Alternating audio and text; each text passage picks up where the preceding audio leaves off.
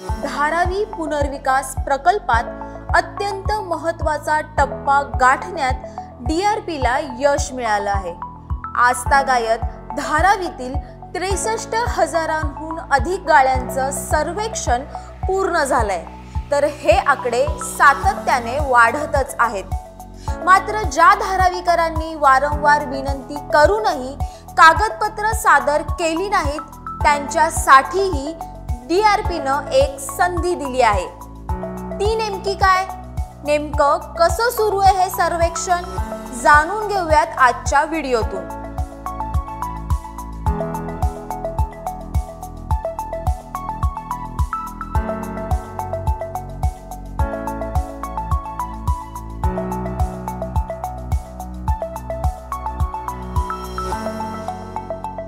धारावीकरांचं जीवनमान उंचावणारा धारावी पुनर्विकास प्रकल्प हा राज्य सरकारचा अत्यंत महत्त्वाकांक्षी आणि मोठा पुनर्विकास प्रकल्प आहे।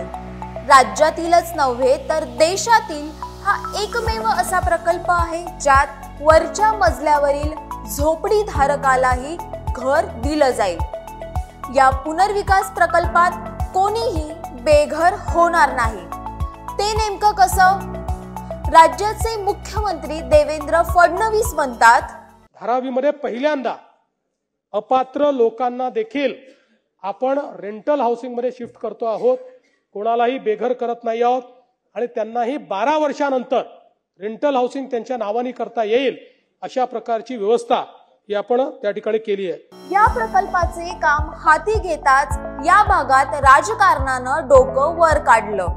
या प्रकल्पास पुन्हा एकदा काही राजकीय पक्षांकडून विरोध सुरू झाला।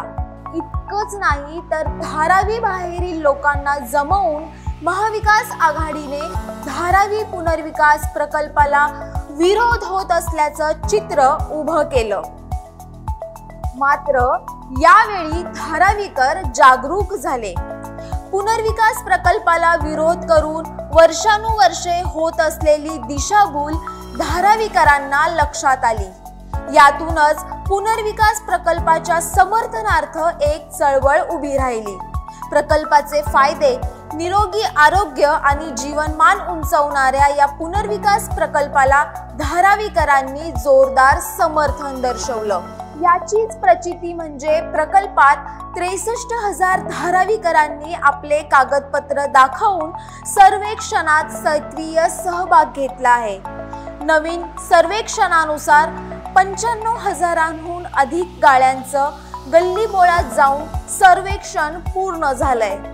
89,000हून अधिक गाळ्यांना क्रमांक देण्यात आलाय, तर 63,000हून अधिक गाळ्यांचं घरोघरी जात सर्वेक्षण पूर्ण झालंय। हे काम यशस्वी झालंय ते केवळ धारावीकरांच्या सक्रिय सहभागातूनच। याबाबत धारावी पुनर्विकास प्रकल्प मुख्य कार्यकारी अधिकारी SVR श्रीनिवास म्हणतात, आम्ही सर्वेक्षणाच्या शेवटच्या टप्प्यात प्रवेश केलाय।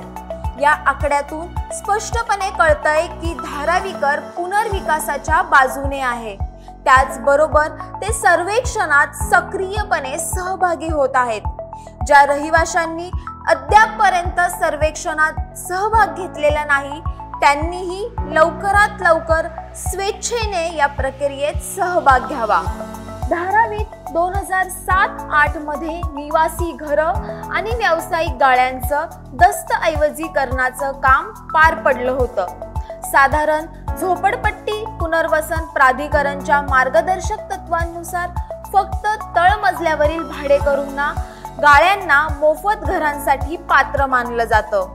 मात्र देवेंद्र फडणवीस यांच्या नेतृत्वातील राज्य सरकारनं पुनर्विकास प्रकल्पात कोणीही धारावीकर बेघर होऊ नये म्हणून एक स्वतंत्र शासन निर्णय काढून वरच्या मजल्यावरील गाळ्यांनाही सुरक्षित केलं। या अनोख्या उपक्रमात अपात्र रहिवाशांनाही स्वयंपाकघर, पाईप गॅस, शौचालय इत्यादी सुविधांसह घरं उपलब्ध करून दिली जातील।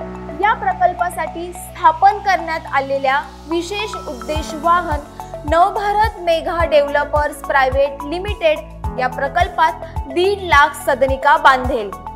मागील सर्वेक्षणाच्या तुलनेत सध्याच्या सर्वेक्षणात तळमजल्यावरील भाडेकरूंची घरं, वरच्या मजल्यावरील बांधकामं, सध्या अस्तित्वात असणाऱ्या SRA इमारती, RLDA जमिनीवरील झोपडपट्टीवासी नागरिक तसेच सर्व धार्मिक स्थळांचा समावेश आहे। त्यामुळे अजूनही संधी आहे ज्या भाडेकरूंनी किंवा रहिवाशांनी या सर्वेक्षणात सहभागास नकार दिला आहे किंवा वारंवार विनंती करूनही आवश्यक कागदपत्रे सादर केलेली नाहीत, त्या झोपडीधारकांनी 15 एप्रिल पर्यंत सर्वेक्षणात सहभाग घ्यावा असं आवाहन DRP न केलं आहे। ही कागदपत्र नेमकी कशी सादर करायची? तर सर्वेक्षण पूर्ण करून घेण्यासाठी संपर्क क्रमांक आहे 1800-268-8888 या नंबरवर संपर्क साधावा।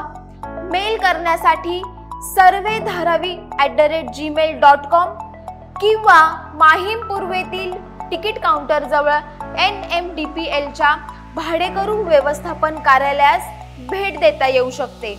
अशा रीतीनं प्रत्यक्ष उपस्थित राहून सर्वेक्षण पूर्ण करून घेण्याचं आवाहन DRP न केलं आहे। ही संपूर्ण माहिती जास्तीत जास्त धारावीकरांपर्यंत नक्की शेअर करा। हा व्हिडिओ लाईक करा, MHA MTV ला सबस्क्राईब करा। धन्यवाद।